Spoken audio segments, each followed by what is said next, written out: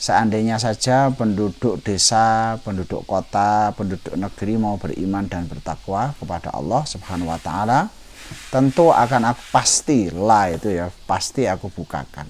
Takkid, penguatan, la fatahna alaihim barokat. Pasti akan aku buka atas mereka barokah dari langit dan bumi. Walakin kadzabu, akan tapi di antara mereka mendustakan ayat-ayat Allah. Fa akhadnahum bima kanu yaksibun, maka aku timpakan kepada mereka azab dan siksaan dari apa yang telah mereka kerjakan. Ini adalah hukum alam sunatullah. Siapapun yang meningkatkan keimanan dan ketakwaan kepada Allah Subhanahu wa taala, otomatis berkah dari langit dan dari bumi akan Allah munculkan. Ini bagi seorang mukmin harus membuat sebuah pegangan ya, bahwa kedekatan kita kepada Allah Subhanahu wa taala, melaksanakan seluruh perintahnya, meninggalkan seluruh larangannya, berdampak pada kehidupan ekonomi, berdampak pada kehidupan dunia. Kenapa demikian? Karena banyak sekali penelitian dalam ilmu pengetahuan bahwa suasana manusia saja itu berpengaruh pada alam semesta. Orang yang beriman dan bertakwa itu minimal ada faktor ketenangan dan kasih sayang. Orang beriman dan bertakwa itu yang dominan, kalau dia sudah betul-betul puncak tauhid, dia punya namanya ketenangan dan kasih sayang. Banyak zikir. Salah satu kunci iman bertakwa itu senang berzikir kepada Allah, senang baca Quran. Itu. Maka kalau engkau lihat bagaimana ada orang yang mencintai Allah dan Rasulnya, sederhana. Kalau mencintai Allah, cinta suratnya Al-Quran.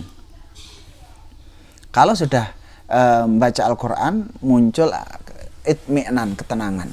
Ketenangan ini puncak dari segalanya, ikhwan fiddin. Orang kalau sudah tenang itu kebuka semuanya. Inspirasinya, terus kemudian otaknya, akalnya, itu semuanya kebuka. Karena kalau orang itu tidak tenang, dia nggak bisa mikir. Maka munculnya peradaban itu setelah mapan, pasca perang gitu ya, mulai nata, mulai lihat seperti rumah ya, sudut-sudutnya mulai dihias, terus detailing dari programnya mulai tertata, sehingga semua karya-karya besar itu muncul dari ketenangan. Itmi'nan itu penting sekali itu. Sampai kita belajar pun nanti menghafal Al-Quran, kalau panik nggak cepet hafal malahan. Coba begitu ngapalin Quran itu tenangkan dulu. Kadang nafas diatur, membaca Al-Quran dengan tenang. Tenang itu melahirkan kecerdasan. Ya. Tenang itu melahirkan kecerdasan.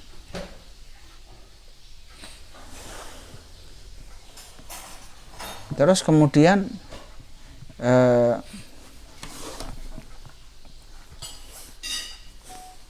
itmi'nan ya, ketenangan itu melahirkan kecerdasan. Ketenangan itu melahirkan inspirasi. Ketenangan itu bisa melahirkan karya-karya besar. Ketenangan bisa mendapatkan ilmu yang tidak didapatkan oleh orang lain. Makanya sampai ada di dalam penelitian ilmu psikologi ya, kenapa banyak ide-ide besar itu pada saat ngapunten berada di kamar mandi. Itu, saat beol ya, BAB. Itu puncak ketenangan itu. Ya, difokuskan dalam satu titik. Itu muncul ide besar, banyak itu ya, orang gagasan bisnis, keputusan bisnis, kemudian keputusan manajemen, kemudian keputusan negara, itu malah di situ. Nah, makanya suruh kita doa dulu kan masuk kamar mandi. Lah itu karena di situ ada ketenangan. Sepanik-panik orang kalau udah berada di situ pasti tenang. Kalau nggak tenang nggak keluar. Itulah kekuatan ketenangan. Walau anna ahlal qura amanu wattaqau. Kalau orang sudah tenang, yang kedua adalah punya kasih sayang, itu alam semesta di sekitarnya aja berubah. Belum diapa-apain udah berubah. Itu. Ada itu kalau di Jogja itu tempat peternakan sapi, yang sapinya itu bobotnya itu berapa ton gitu. Banyak orang datang studi banding situ. Saya lupa tempatnya di mana itu. Sapinya gede-gede semua, besar. Terus setiap orang tanya, gimana kok bisa gemuk? Pakannya apa? Setiap ditanya begitu, dia ketawa. Pakannya apa? Itu. Sapi itu yang penting tenang, terus kemudian mendapatkan kasih sayang, dia nggak stres dan dia sangat bergembira. Kalau orang bergembira mudah gemuk dia. Makanan apapun jadi enak. Ya kayak santri kan. Santri itu kan karena punya efek ketenangan itu. Semua yang bisa dikunyah itu bisa dimakan. Semua nikmat. Karena ketenangan. Bahkan ada pakar Zhuge-Liang. Zhuge-Liang itu yang merintis 3 kerajaan Three Kingdom. Sekitar apa itu ya? 200 sebelum Masehi kalau nggak salah itu. 200 sebelum Masehi. Anak lupa itu pastinya. Tapi itu salah satu dia itu bisa merintis 3 kerajaan, bayangin. Perang nggak pernah kalah. Ahli strategi perang, insinyur, ahli politik, ahli ekonomi. Semuanya dia bisa. Gitu. Terus apa yang membuat dia itu kemudian bisa memiliki itu semuanya? Ketenangan. Cuma kita kan nggak sabar dengan ketenangan itu. Amanu wat taqwa. Beriman dan bertakwa kepada Allah. Jadi cukup kita tenang, itu sudah memberikan kekuatan. Bertani kok marah-marah terus, tanamannya nggak akan bisa bagus. Tapi kalau sudah bertani, dia punya tenang, ya kemudian diem, itu seakan-akan pohon itu bisa berbicara.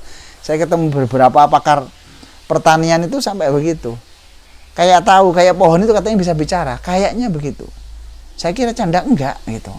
Ini minta paspor, ini minta ini gitu itu. Dia paham bahwa itu minta. Sampai tanamannya bagus dan jadinya luar biasa. Ya, amanu wattaqau. Bagaimana cara melatih ketenangan? Perlu latihan sedikit-sedikit, ya, perlu latihan sedikit-sedikit. Yang penting ada waktu khusus untuk tahapan awal melatih ketenangan ini. Besok akan saya terangkan dengan kelanjutannya adalah sebelum tidur dulu. Melatih ketenangan ini tahapan sebelum tidur. Saat tidur rilekskan, semuanya lemas, doa bismika Allahumma amutu wa ahya. Bisa kan gitu kan? Bismika Allahumma amutu wa ahya. Tapi itu di situ terus kemudian antum baca doa-doa yang lain. Intinya zikir. Tertidur itu dalam keadaan zikir. Biasanya bisa ditambah dengan istighfar. Astagfirullahaladzim, astagfirullahaladzim, astagfirullahaladzim. Allahumma anta rabbi la ilaha illa anta khalaqtani. Tapi rileks banget. Rileks gitu ya. Nafasnya dalam. Saking dalamnya bukan begitu ya. Lembut. Sampai seakan-akan antum kerasa ada nafas itu masuk ke otak. Ada nafas masuk ke otak. Itu. Sambil dikit. La ilaha illa anta khalaqtani. Selesai itu Allahumma sholli ala sayyidina Muhammad wa ala ali sayyidina Muhammad. Kemudian tarik nafas pelan, tidak begitu. Jadi kayak enggak nafas tapi nafas. Lepaskan pakai mulut. Pas kelepas sampai habis. Dengan mengingat Allah. Itu nggak usah lama, cuma 3 menit nggak sampai 5 menit. Itu dulu untuk latihan ketenangan di situ. Setelah itu antum akan tahu kualitas tidur kita itu luar biasa. Itu mbok 2 jam, 3 jam paginya nggak ngantuk. Ya perlu latihan ya, perlu waktu 6 bulan. Seperti itu. Sudah ada efek ketenangan kan? Tenang. Kalau sudah mulai antum merasakan itu rutin sebelum tidur, syukur kalau sebelum tidur itu dibuat setting kehidupan kita. Besok yang akan datang. Ya, paginya 1 tahun akan datang sampai 5 tahun yang akan datang. Wajib itu. Itu dikupas banyak oleh orang pakar-pakar manajemen. Aturlah hidupmu, rencanakan hidupmu sebelum tidur. Rencanakan hidupmu sebelum tidur. Maka ini saja, ya. Iya, betul Bu. Jadi anak yang paling tenang dan paling cepat menghafal. Iya, gitu. Anak yang biasa dia itu tenang. Maka kunci semuanya ketenangan. Mau belajar bela diri, mau belajar bisnis, belajar apapun, tenang. Yang kedua tadi termasuk nafas. Nafas itu melatih ketenangan. Saya sebut tadi ya. 5 kali aja tarian. Sebelum menghafal, kemudian nanti coba ambil nafas dan tenang dulu, kemudian baca. Sering kita itu panik. Karena panik, otak itu tabrakan. Otak itu menjadi tabrakan. Mau melaksanakan apapun, tenang dulu. Karena kalau orang panik, langsung tabrakan. Yang kedua dengan nafas. Ini dikupas oleh Dr. Yahya Al-Ghautsani. Memang ada penelitian. Faktor berikutnya adalah setelah ketenangan adalah nafas. Oksigen yang masuk maksimal ke dalam otak, itu mempengaruhi kecerdasan. Kenapa orang yang banyak sujud cenderung lebih cerdas? Orang yang banyak sujud cenderung lebih cerdas. Kenapa? Karena oksigen banyak masuk ke dalam otak. Bahkan siapa yang sujudnya panjang, dia punya kecerdasan di luar nalar. Saya lihat secara umum itu lihat teman-teman Hidayatullah. Itu saya masih menangi waktu saya SMA dulu. Hidayatullah ngerintis itu dari nol. Dan Hidayatullah itu ilmunya itu pokoknya jalan, ilmu ikhlas. Ilmu sambil di lapangan. Tapi satu, dia punya kekuatan sholat tahajud itu. Sholat tahajud dan sujud panjang. Sekarang Hidayatullah berkembang di mana-mana. Sekolahnya mewah-mewah. Sekolahnya bagus-bagus.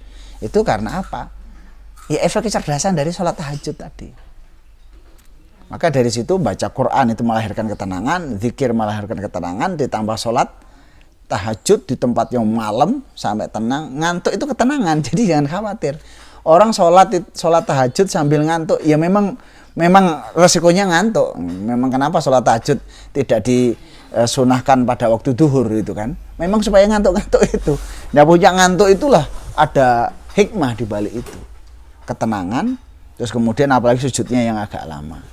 Untuk yoga gimana Ustadz? Ya, yoga secara gerakan-gerakan sih tidak masalah itu ya. Beberapa gerakan-gerakannya tidak masalah, asal nanti di bidang pernafasan saat ada bab di pernafasan itu ingat Allah gitu aja. Kadang kan kosongkan pikiran, itu setan masuk. Mengkosongkan pikiran itu sama dengan membuka setan untuk masuk, jin masuk. Tetap mengingat Allah Subhanahu wa Ta'ala. Mungkin ada beberapa ulama mungkin beberapa tata cara yang mungkin mengandung ibadah, ya mengandung ibadah. Tapi saya nggak tahu di situ ada beberapa tata cara mengandung ibadah dari agama yang lain, itu mungkin bisa dihindari. Tapi kayak kelenturan-kelenturan yang ini ya, yoga yang lain tuh nggak masalah. Saya nggak tahu gerakannya apa saja, gitu. Tapi ada beberapa hal di bela diri, di yoga itu kan gerakan tangan-tangan tertentu itu ya, yang itu merupakan gerakan ibadah. Tapi kalau kita nggak ngerti ya nggak apa-apa, gitu. Kita nggak paham. Secara umum yoga manfaat, gitu ya, manfaat. Tapi di atasnya yoga ya sholat tahajud itu. Kesimpulannya sholat itu dahsyat. Nggih, gitu ya. Dengan muncul ketenangan, amanu wattaqau, semua menjadi baik. Alam itu menjadi baik. Kambing menjadi baik. Di Jepang itu tanaman yang dirawat dengan dicaci itu berbeda dengan tanaman dirawat dengan kasih sayang.